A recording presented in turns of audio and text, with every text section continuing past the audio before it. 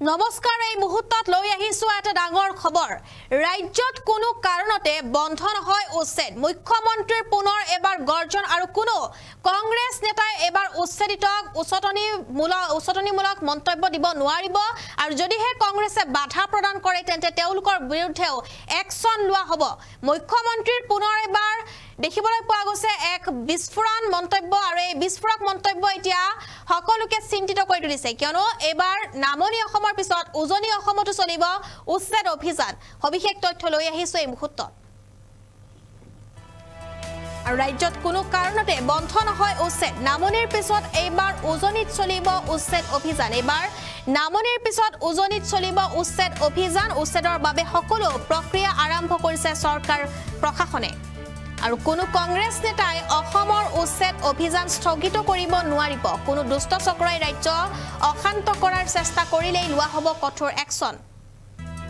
পাইকানৰ ঘটনাৰ তদন্তৰ আওতালৈ আহিব ৰাহুল গান্ধী মল্লিকাৰ্জুন খাৰ্গে প্ৰয়োজনত তদন্তৰ আওতালৈ আহিব কংগ্ৰেছ নেতা ৰাহুল গান্ধী আৰু মল্লিকাৰ্জুন খাৰ্গে এই মুহূৰ্তত আমি জনাই আছো এটা গুৰুত্বপূৰ্ণ খবৰ কিয়নো কোনো ধৰণৰ লোকে এতিয়া উচ্ছেদ বন্ধ কৰিব নোৱাৰে আৰু যিসকল উচ্ছেদ বন্ধ কৰিবৰ চেষ্টা কৰিব তেওঁলোকো আহিব আইনৰ ৰুখলৈ এয়া সকিয়নি মুখ্যমন্ত্ৰী ডক্টৰ হিমন্ত বিশ্ব শৰ্মা মুখ্যমন্ত্ৰীগৰাকীৰ শেষ সকিয়নি কোনেও এবাৰ উচ্ছেদ ৰখাব নোৱাৰিব আৰু উচ্ছেদ হ'বই উচ্ছেদ চলিবই ৰাজ্যত যিসকল বেদখলকাৰী আছে বেদখল ভূমি আছে সেই বেদখল ভূমিত এবাৰ লোৱা কৰা হ'ব কঠোৰ ব্যৱস্থা আৰু উচ্ছেদ চলিবই এয়া মুখ্যমন্ত্ৰীৰ শেষ সকিয়নি উচ্ছেদ চলিবই উচ্ছেদ কোনো পধ্যেই বন্ধ নহয় বুলি এবাৰ শেষ সকিয়নি দিছে মুখ্যমন্ত্ৰী ডক্টৰ হিমন্ত বিশ্ব শৰ্মাই ৰাজ্যৰ মুখ্যমন্ত্ৰী ডক্টৰ হিমন্ত বিশ্ব শৰ্মাৰ ডাঙৰ ঘোষণা উচ্ছেদ চলিবই উচ্ছেদ কেতিয়াও শেষ নহয় বুলি উল্লেখ কৰিছে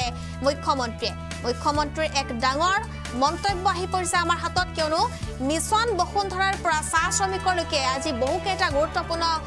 যিটো সিদ্ধান্ত লোৱা হৈছিল আৰু এই সিদ্ধান্তৰ পিছতে মুখ্যমন্ত্ৰীগৰাকীয়ে পুনৰ এবাৰ উচ্ছেদ সন্দৰ্ভত মন্তব্য প্ৰকাশ কৰিছে যে উচ্ছেদ কোনো পধ্যে বন্ধ নহয় নামনিৰ পিছত এইবাৰ উজনি অসমত চলিব উচ্ছেদ অভিযান আৰু কোনো যদি কংগ্ৰেছ নেতাই এই উচ্ছেদ বাধা দিবলৈ আহে বা দুষ্ট চক্ৰই যদি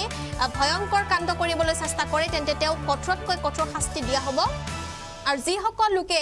আৰক্ষী প্ৰশাসনক শান্তিমূলকভাৱে উচ্ছেদ কৰিবলৈ নিদিয়ে যদি ঘটনা অপ্ৰীতিকৰ কৰি তোলে তেন্তে তেওঁলোকৰ বিৰুদ্ধে কঠোৰ একশন লোৱা হ'ব বুলি উল্লেখ কৰিছে মুখ্যমন্ত্ৰী ডক্টৰ হিমন্ত বিশ্ব শৰ্মাই মুখ্যমন্ত্ৰীগৰাকীৰ শেষ সকিয়নি যে উচ্ছেদ আৰু বন্ধন নহয় উচ্ছেদ চলিবই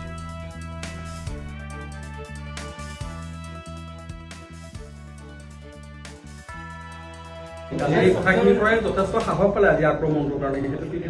এইটোতো তেওঁৰ যিটো স্পীচ সেইটো পুলিচে স্কুটিনি কৰিব আৰু তাত যদি ক্ৰিমিনেল এলিমেণ্ট থাকে মল্লিকাৰ্জুন খাৰ্গে ৰাহুল গান্ধী দুইটাকে আমি আজিৰ ঘটনাটোৰ ইনকুৱাৰী আৱৰ্তত আনিম যদি তেনেকুৱা ধৰণৰ এলিমেণ্ট আমি দেখা পাওঁ যথেষ্ট সাহস পালে আজি আক্ৰমণটোৰ কাৰণে এইটোতো তেওঁৰ যিটো স্পীচ সেইটো পুলিচে স্কুটিনি কৰিব আৰু তাত যদি ক্ৰিমিনেল এলিমেণ্ট থাকে মল্লিকাৰ্জুন খাৰ্গে ৰাহুল গান্ধী দুইটাকে আমি আজিৰ ঘটনাটোৰ ইনকুৱাৰী আৱৰ্তত আনিম যদি তেনেকুৱা ধৰণৰ এলিমেণ্ট আমি দেখা পাওঁ যথেষ্ট সাহস পালে আজি আক্ৰমণটোৰ কাৰণে